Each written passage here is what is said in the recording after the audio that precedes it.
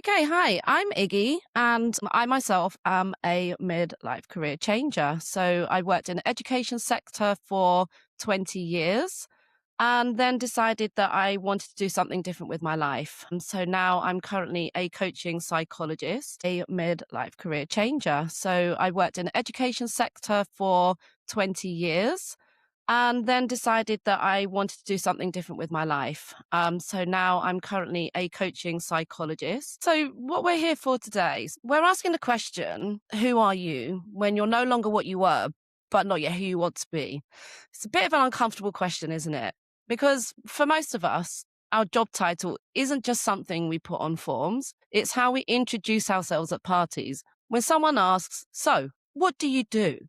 It's shorthand for who we are. It reassures us that we're on track. So, what happens when that changes? Today, we're not just talking about the practical side of career change, we're talking about the psychological side. Because career transition isn't just logistics, it's your identity. So, when people think about changing careers, they focus on the obvious things: update your CV, retrain, network, apply, all important. But underneath all of that is something deeper: identity reconstruction. In psychology, there's a concept called role identity. It refers to how we build part of our sense of self around the roles we occupy: manager, teacher, consultant, for example. When you leave a long held role, your brain doesn't calmly nod, put on its coat, and say, "Well, that was great. What's next?" It panics. It goes, "Hang on, who are we now? Is this safe? Can we go back?" That unsettled feeling is completely normal. You're not flaky. You're not having a breakdown. You're just in transition. And transition can be uncomfortable and messy, which lead us to the wobble, the in between bit. There's a phase in career change we call the wobble.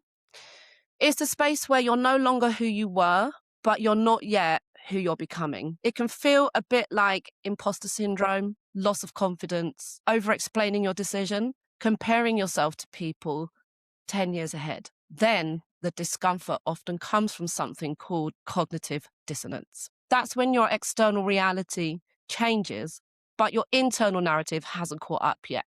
Your brain likes consistency, it likes routine, it likes predictability. So when you shift careers, your brain tries to protect you with helpful suggestions like, "Remember when everything was safe and predictable? Wasn't that nice? Should we just go back?"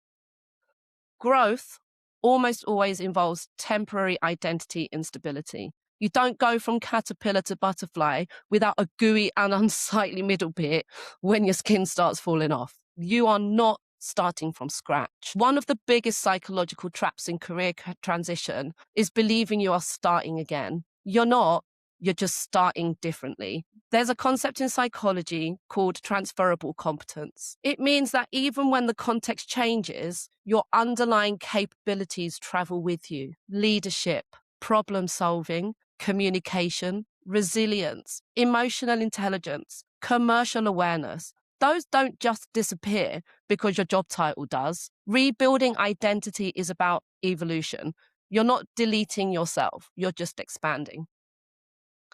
The story you tell yourself. This is the powerful bit when you pivot careers. You have to do two things at once: convince other people and convince yourself. And the second one is harder. If your internal narrative sounds like, "I've failed, I'm behind, I should have figured this out," that will leak into how you show up. But if your story becomes, "I've outgrown that, I've chosen alignment out of comfort, I'm building something more me," that changes your posture, your tone, your confidence. So ask yourself, is the story I'm telling empowering or diminishing? Because when you consciously reshape the story, you reshape your attitude and your identity. Build the new identity on purpose. Identity doesn't magically update overnight. It's reinforced through action, small, consistent signals to yourself and the world that say, "This is who I'm becoming." That might look like updating your LinkedIn headline, talking openly about your pivot, investing in training, connecting with people already in the field, saying "I am a" before you fully believe it. Confidence often follows action, not the other way around. The more you act in alignment with the new version of yourself, the more your brain starts to accept it as true. Repetition builds identity. Letting go is part of becoming. Here's something no one really talks about. Even positive career change can involve letting go. You might grieve the status, the salary, the familiarity, the certainty. A sense of loss doesn't mean you've made the wrong decision. It just means you cared. And honoring that is far healthier than pretending you feel nothing.